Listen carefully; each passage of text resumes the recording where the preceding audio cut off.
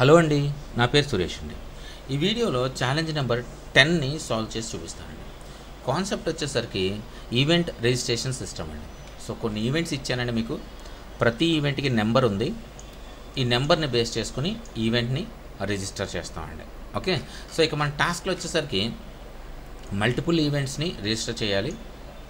అలాగే time and డేట్ని compare చేస్తూ register చేయాలండి.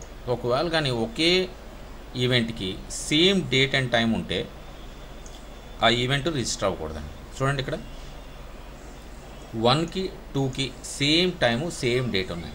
సో 1 రిజిస్టర్ అయితే 2 అవ్వకూడదు, 2 రిజిస్టర్ అయితే 1 అవ్వకూడదు. ఓకే, సో మీకు అర్థమైంది కదండి ఇది కాన్సెప్ట్.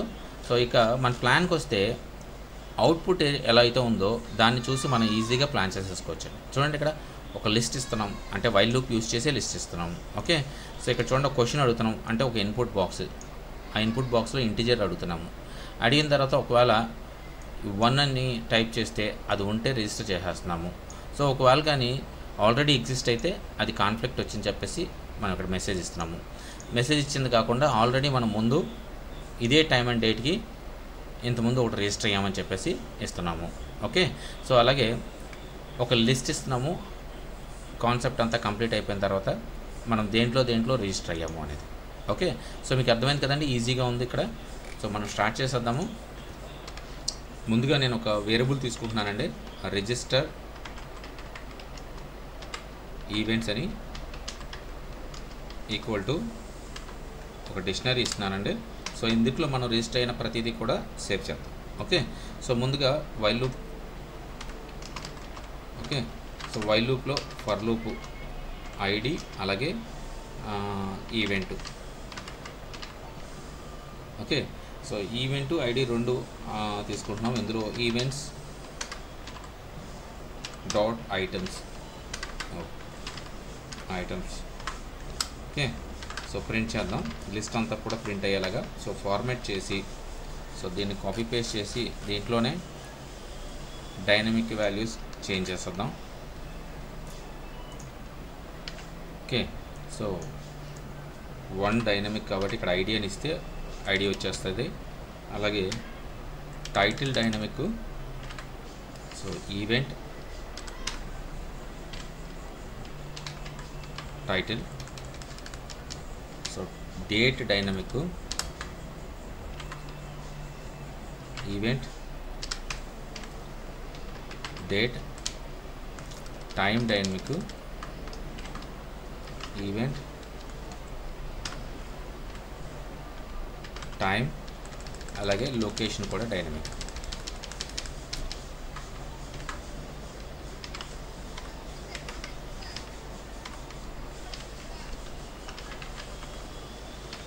ఓకే, సో ఇప్పుడు మనకి లిస్ట్ ఆఫ్ ఈవెంట్స్ అయితే ప్రింట్ అయిపోతున్నాయండి. ఓకే, సో ఇప్పుడు ఫర్ లూప్లో నుంచి బయటకు వచ్చేసాను. సో ఇప్పుడు మనకు కావాల్సింది ఏంటండి, ఒక నెంబర్ని ఎంటర్ చేయమని చెప్పి యూజర్ని అడగాలి. So choice equal to, okay, ఒక ఇన్పుట్ బాక్స్ ఇంటీజర్లో ఉండాలి. సో ఇక్కడ ట్రై యాక్సెప్ట్ వాడదాము. సో ఎందుకంటే నెంబర్ కాబట్టి.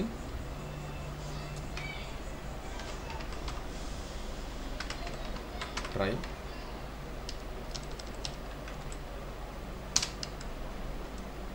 Okay, input. సో ఇక్కడ మెసేజ్ కూడా ఆల్రెడీ మనకి ఇందులో అవుట్పుట్లో ఉంది. సో దేన్ని సేమ్ కాపీ చేస్తున్నానండి నేను. సో ఎంటర్ అని చెప్పేసి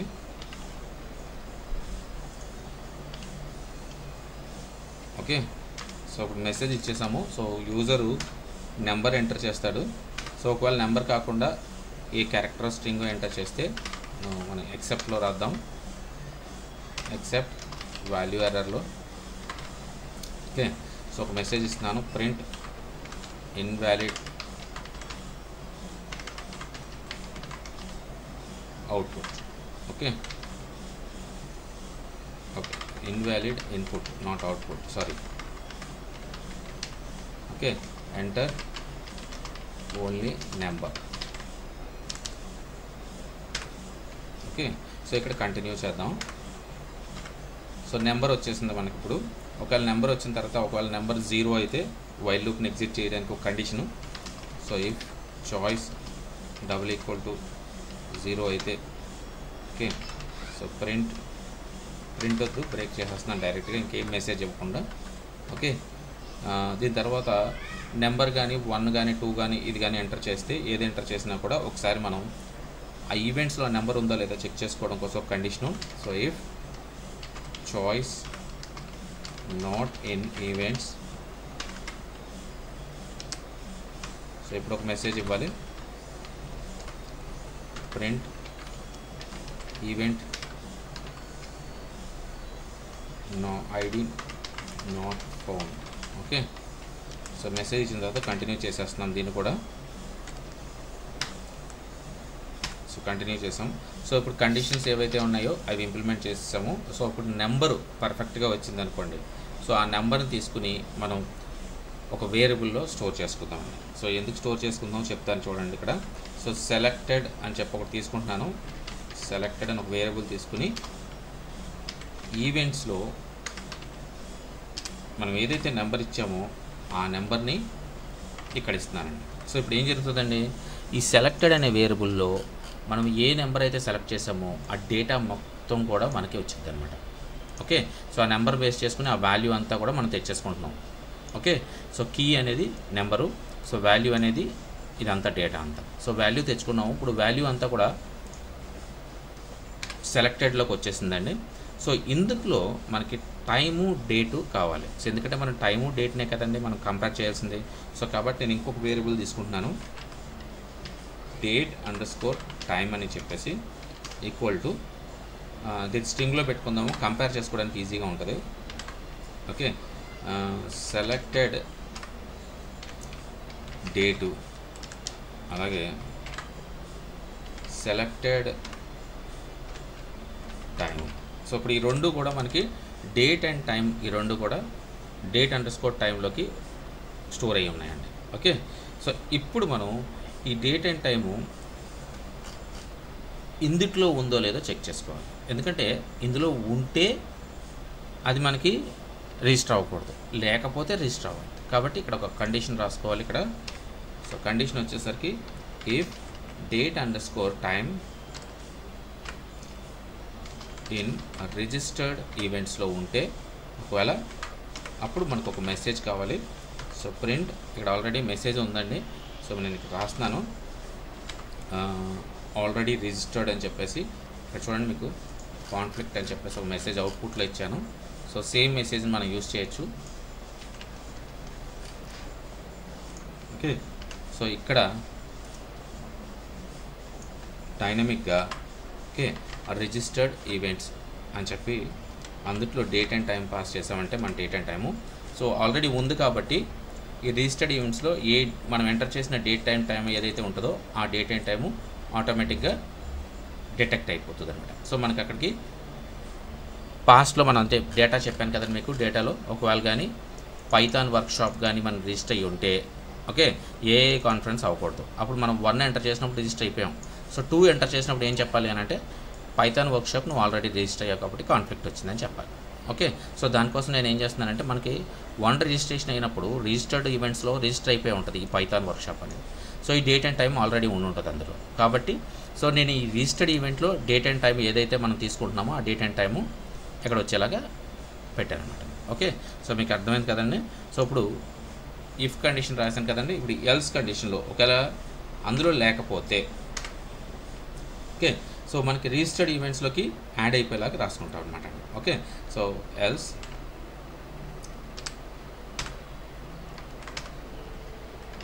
registered events date and time equal to selected title.